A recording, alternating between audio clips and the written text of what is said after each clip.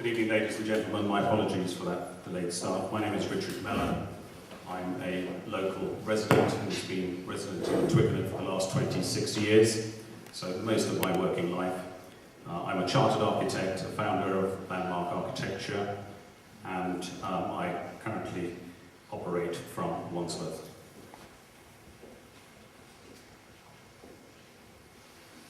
I just want to start by giving you a reminder of what the council want from the station redevelopment, and these are extracts from the SPD that's been discussed this evening by Paul earlier.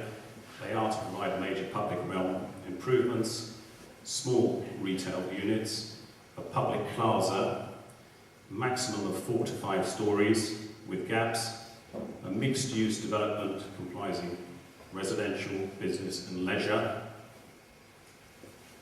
In addition, they see a positive gateway, or they would require a positive gateway to Twickenham, more active frontage, better links to the town centre, full disabled access, taxi and bus drop-off.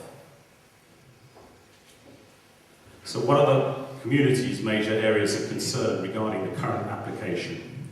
Well, for one, the height of the buildings. 2, the amount of residential development. 3, the impact on the street scene. 4, the loss of amenity to surrounding residents. 5, the impact on local school places. There are additional concerns. These are the lack of parking provision for the residential provision, the lack of improvements for matchday visitors, the lack of design context with Twickenham, the loss of platform space, and the environmental impact of tall buildings on the public plaza and surrounding residential properties. So, are there alternative schemes for the station site? We believe there are, and this is a proposal which is running through a 3-dimensional model with some new lifts, new stairs down to the platform, a new bridge link, a new station booking office, a small element of retail, a new walkway adjacent to the station's frontage, a new public plaza to the front, a small residential development to the rear, and essentially that's what it would look like.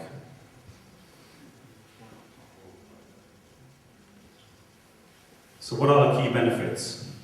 1, it would provide a high-quality station facility benefit, or befitting the town stature. 2, a new public plaza that provides a place of arrival. 3, improved connectivity to the town centre and local amenities. 4, a low-rise development restricted to 4 to 5 stories. 5, a low-rise residential development providing 31 units. A mixed-use development and a reduction in the loss of amenity to surrounding residents. Next few slides are the northern approach coming up over London Road. London Road and Whitton Road, as it is, as it will be with the proposed scheme, and what it could be with a low-rise development. This is the proposed station, looking from south of the London Road from the post office, the current post office site, and that's just to indicate the new public piazza. A walkway coming up on the opposite side of the road, which serves the visitors who arrive, for rugby days, and that's to avoid conflict with traffic and the crossing of London Road. Also provided a bridge access.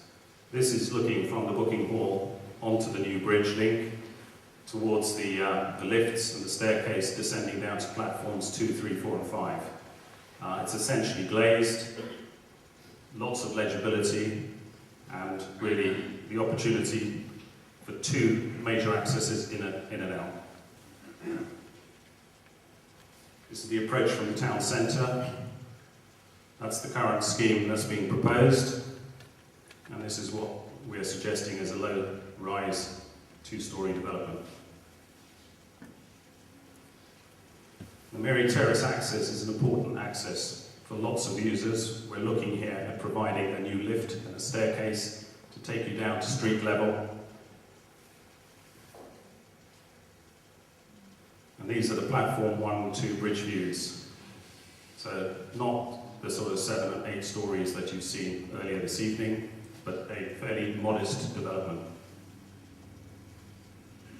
The station car park view, and that's what we're looking at. Again, a 2-storey development on the station side with residential accommodation rising between 2 and 4 stories in the car park area.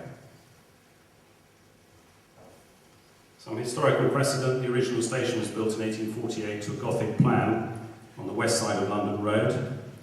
Preparation for the rebuilding of Twickenham station was carried out in the southern Odeon style, which commenced in 1937. Works were abandoned during World War II after the platforms of Mary's Terrace screen wall had been completed, and they didn't get back till 1954 with a replacement station, which is more or less what we have today with some improvements. In terms of historical precedent, again, the Art Deco style captured the imagination of railway and underground designers throughout the 1930s. That legacy is still with us today.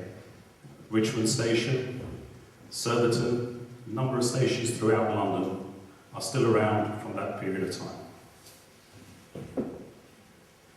That's the existing Richmond Station, perhaps a little bit spoiled by the signage or the uncontrolled signage on the front, the extension to the building, on the left-hand side there, but essentially a building which provides a kind of welcoming, embracing, view to visitors and users.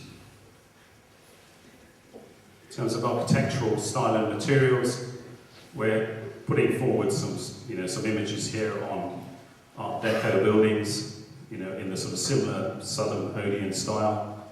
These are buildings which are in and around London, more so in West London, with the Nestle factory in Hayes. You've got the JC Deco office on the West Way. We've got the Chrysler, or the Daimler Chrysler garage in central London, and the new Chiswick Cafe there. These are also other buildings. Some of them are railway buildings. East Finchley Station. You've got the Midland Hotel in Morecambe. Again, the Daimler Chrysler building. And I wanted to conclude by sort of saying, what is the way forward from here? We've provided a concept this evening for you to look at. We have to develop this concept. We need to look at preparing a financial viability appraisal for the scheme. We need to engage in a dialogue with solar regeneration. We also need to engage in a dialogue with other stakeholders and local groups and develop a master plan for the post office site and the station site. And at the end of that, we carry out some further consultation with the community.